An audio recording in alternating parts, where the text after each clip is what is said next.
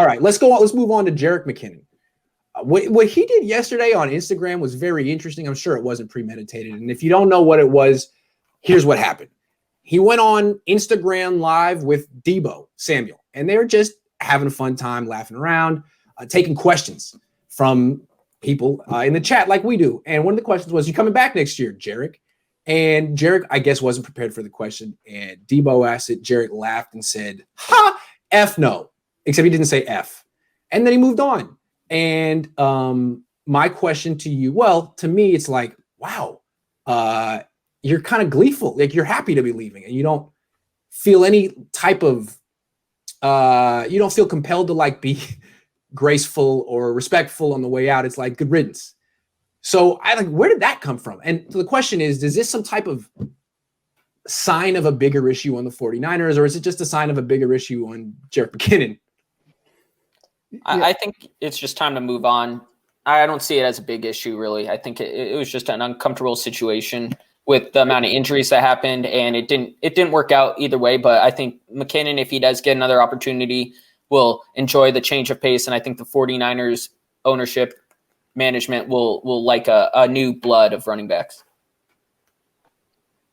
I think what makes it interesting is it's such a glaring contrast from what I thought we knew about the 49ers and their locker room so far. Everybody wants to come to San Francisco. Kyle Shanahan's a player's coach. Everybody wants to be there. If you guys remember when McKinnon was out and all the other 49er running backs like put those Jet McKinnon shirts on and took that photo, even though it didn't look like he was coming back the next year. It's like, wow, what a tight group. Like, these guys really like love the team, want to play together. And it was such a contrast from that. That aside, I mean, look at how he was treated the last few weeks of the season. He had 4 carries in his last 4 games, even though he was healthy or as healthy as McKinnon can be. He had 1 carry his last 3 games. And so he probably felt like he was pushed aside to the bit, and he was pushed aside. And so I can see why someone like him would be excited to get a fresh start. So I'm not overly concerned about it, but it was that's interesting. And if I'm John Lynch or Kyle Shanahan, you can't be happy with that comment. You can't love that comment. You can understand it, but I don't think you're excited to hear that.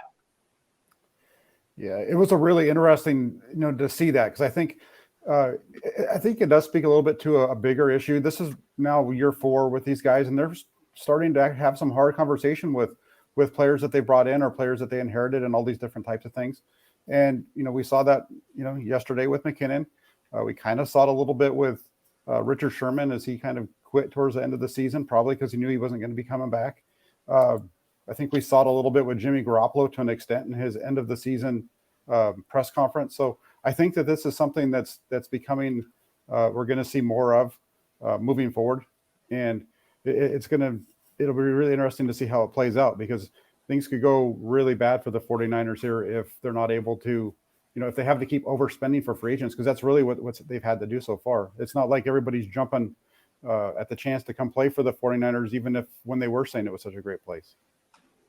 Yeah, back when everyone was saying, I want to be on the Niners, I want to be here. That was back when the Niners had a ton of cap space and hadn't really committed themselves financially to anyone yet. I mean, they committed themselves to like Jimmy and Sherman and D Ford and Cohn. There were like 4 guys. And now like the money's gone and you're either in or you're out. And I think that all of a sudden you're seeing everyone wants to go to the Jets. Is it because everyone likes Robert Saleh? Yeah. Is it also because the Jets have money to spend? Yeah. I don't know. So I think there's part of that. But I think, first of all, it was a really bad look for Jerick McKinnon. Like I'm not saying like he's a bad person for doing it, but I would feel the same way he felt. You want to move on. You want to be angry at your former employer, but don't say it. Like, they paid you a lot of money and you were a disappointment. You got hurt. They didn't wrong you.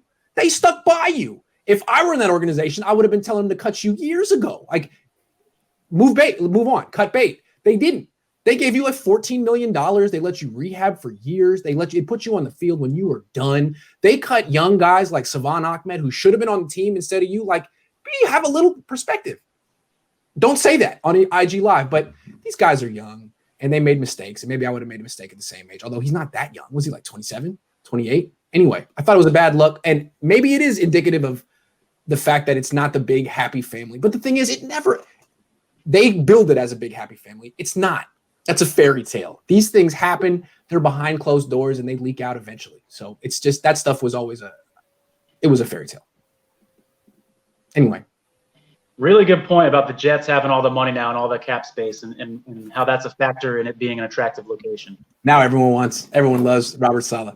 Yeah. Yeah. Hey, Robert, can I be on your team?